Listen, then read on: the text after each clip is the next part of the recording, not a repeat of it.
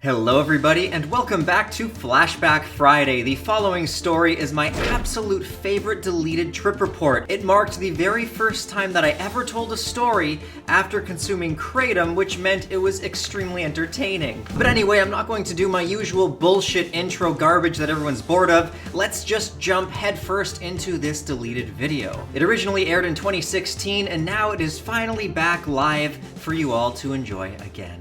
No, but seriously, some real talk like those gangster dudes say.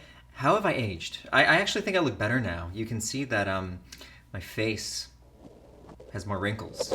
Today's video goes out to all of my dead homies. Allow me to preface this video by saying, kids, do not try this at home. What I'm about to share with you is a story from my past, and in the past I was about half as intelligent as I am today, and I'm still not the sharpest tool in the shed. So yeah, you can learn from me and, well, not do drugs. Except if we're talking about drugs, psychedelics aren't really drugs, they're more like medicine or tools, and if you're not the sharpest tool in the shed like I am, then they can really sharpen you up. But none of you guys heard that from me. Wink wink.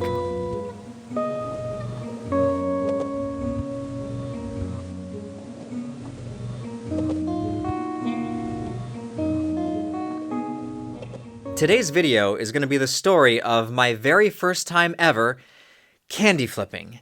Now, for those of you who don't know what candy flipping is, well, it's combining LSD with MDMA. In most instances, I am the biggest advocate of never mixing drugs together because the wrong combination could seriously end you up dead. But if you are going to mix substances, you need to learn which ones synergize well together. There's a website called tripsit.me which has a really cool drug combination chart that you can check out. They also have more detailed reports which outline exactly what combinations of certain drugs to avoid, and if you are to accidentally combine those drugs, what your symptoms might be. Because this really is no joke. For example, if you're on medication like SSRIs and you were to take a monoamine oxidase inhibitor, such as the admixture in ayahuasca, you could wind up with serotonin syndrome, which can be fatal. So you really do need to take precautions. And I feel bad just telling this story because I don't want to look like I'm someone who advocates combining substances, because I'm really not. However, there are certain substances that when combined can synergize and create a very synergistic experience. This story takes place while myself and my girlfriend were living in New Zealand. We were living in a very small city called Huia. Well, I guess I can't even call it a city. It wasn't even really a town. It was more just like a spot on a map that had some houses. It was beautiful. We had access to our own private beach while we were living there. Currently I'm on a hunt for some magical things in the forest. The only downside was we were living in a house full of people who didn't really like us. Before deciding to go on the trip, there was a bit of a debate of whether you take the LSD first or the MDMA first. The primary concern that I found that people have is if you take the MDMA first, well, LSD lasts twice as long as MDMA. So you're guaranteed to come down off the MDMA while you're still experiencing the LSD high. And if you know anything about an LSD high, it's greatly dependent on your emotions. And when you come down off MDMA, it can kind of pull you into a downward spiral. It can be depressing. MDMA is one of those substances where you just feel so alive and so warm and so full of love that when the experience starts to leave you, you're kind of like wanting to grab hold of it and do anything you can to get it back. Undergoing this come down while experiencing acid is not thought to be pleasurable.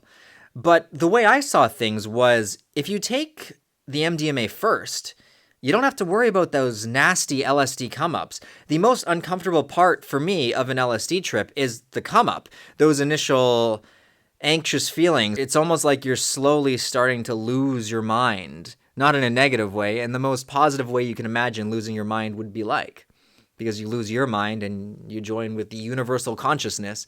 But before I sound too much of a hippie, let me just cut that short and say that we did the MDMA first.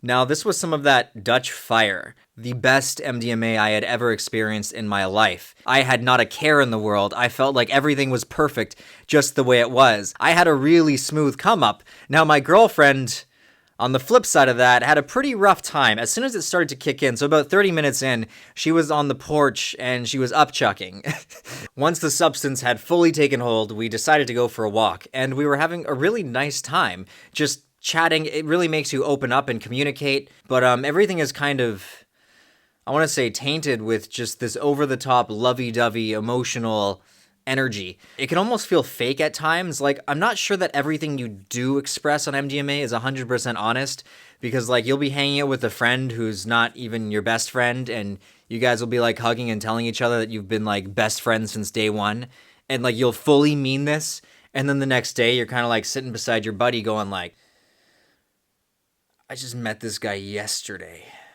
Anyway, so about an hour and a half had passed, and we decided that it was time to take the LSD. My theory proved correct.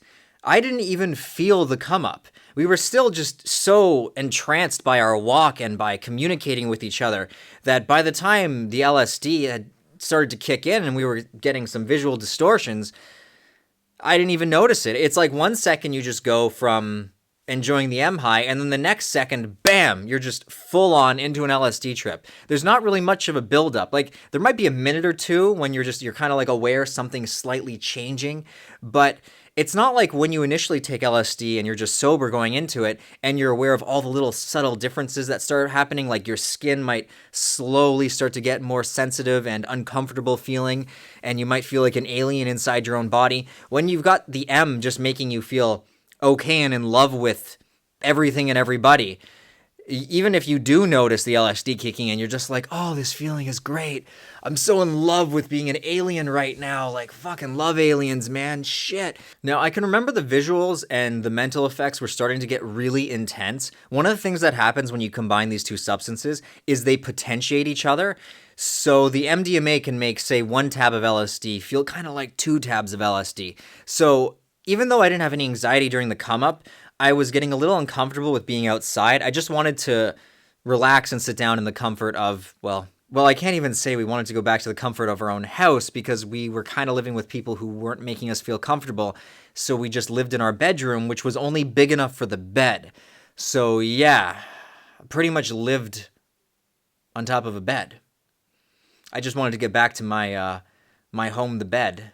This leads me to one of the most remarkable experiences that I've ever had on a substance. And trust me, that's saying a lot. We decided to sit down in the grass outside of the house. And keep in mind, there's no like streetlights out here. Like, we are as much in the woods as you can imagine. We're basically living in the jungle, right? The only lighting we were getting was just from the cosmos. The stars and the moon was the only thing that was lighting up our faces. And it wasn't really illuminating us enough to really make out facial features. So it was kind of like my imagination was interpreting what her face should have looked like. So here's the scenario. We were sitting down face to face across from each other. And at this point, I was just letting go of everything. My ego, my worries, my stresses, my anxieties. I was experiencing what it's like to just be. I started to see this figure kind of raising out of her body. It was like from her shoulders to her head, there was another pair of shoulders and another head slowly drifting up and just morphing above her. And I felt as though I was looking at the essence of a human being. I was being shown in physical form the essence of all of humanity, for that matter. And it was both hideous and beautiful all at the same time. In fact, it was so hideous that its ugliness made it beautiful. The image that I was seeing coming out of her was like this really gooey looking, dripping, garbagey looking monster that looked like a muck from Pokemon. And this thing looked like it was suffering so deeply. It was just filled with pain and hurt and hatred and every kind of negative emotion you can imagine. Looking back, maybe I wasn't seeing the essence of humanity, but I was witnessing in physical form her letting go of all of her demons. And I don't know, I can't help but feel like it was beautiful. That moment forever changed me. It sounds kind of stupid looking back at it. I saw my girlfriend transform into a muck and I was enlightened. I wouldn't say that the muck enlightened me, but it was one hell of an experience.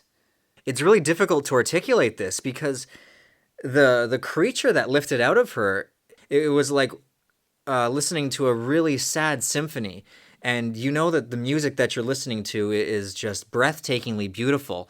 but the emotions that it's giving you are just ones of sadness.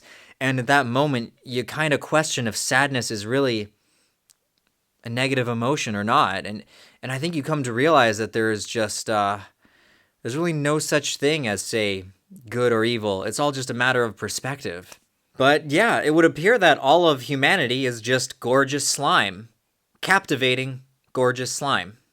After this, we went back into the house, and I forgot to mention that when we had started, we decided to have this experience that night because everybody else was out at some kind of a party that we weren't invited to.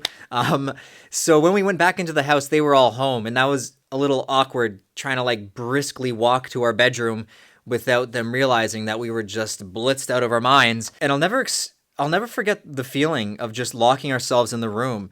And I felt like I had these invisible tentacles that I was shooting out, and they were diving deep underground and connecting with the roots of the house.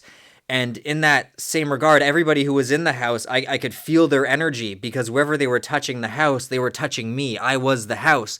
And I was picking up all of the nasty vibes from them outside and all of their judgment and all of their dislikes for us, which I should just preface right now by saying they had no idea that we were really into doing these kind of experiences. They might have had some kind of a hint, but they had done mushrooms themselves and they weren't really against this. So them disliking us had nothing to do with us wanting to explore our consciousness. It was for totally other reasons.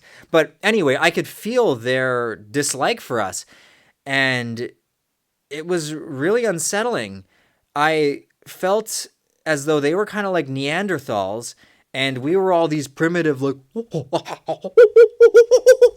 we were these ape-like creatures again, and I felt like I needed to get like a big club and guard the door. So I stayed up for hours just with laser eyes staring at that door, half expecting one of them to barge in with like a knife or something and to attack us. This is that acid paranoia that a lot of people are quite familiar with. It's not the most pleasant part of the experience. I was also feeling a lot of pressure on myself because I'm the male and I'm with my partner who's female, and I was feeling like that primal instinct to protect her. I had to protect my family from these evildoers. And all I could think about at that time was just how badly I wanted to move into a more loving and uplifting environment. And sure enough, the next day, we started looking for a new place to live. All in all, part of the concern that I forgot to touch on was coming down on the MDMA while you're experiencing the LSD. And I actually didn't even feel this at all. I experienced no come down. It was kind of like a smooth transition from being really high. And then when the LSD kicked in, the LSD really just completely took over. It wasn't like I was experiencing being high on M and high on acid. It wasn't like I could separate between the two. I was just having an all in all mind-blowing experience. So yeah, there was no come down, thankfully. I believe that if I was on a smaller dose of acid, like if I was on a very low dose, one that didn't have the effects of just taking me right out of my mind and pulling me into a different dimension of thought, then I probably would have experienced a come down because I would have still been very much in this reality. When you're taking a high enough dose of LSD that even if you took it sober, you would just have little connection with physical reality a couple hours in, then how do you expect to really experience an MDMA come down when you're not even like feeling as though you're inside your own mind or inside your own body for that matter? So yeah, the come down really was non-existent. Alright guys, that concludes today's episode of Flashback Friday. Huge thank you to everyone who's supporting the channel on Patreon, and if you haven't already, head on over to psychedsubstance.shop and pick up your very own hooded trip blanket, super soft trip blanket, or rather I mean pre-order. We should have our order in relatively soon, so if you are waiting for your blanket to ship, it shouldn't be too much longer. Till next time, stay safe guys, and please let me know below which previously deleted video you would like to see next. Take care everybody, and goodbye.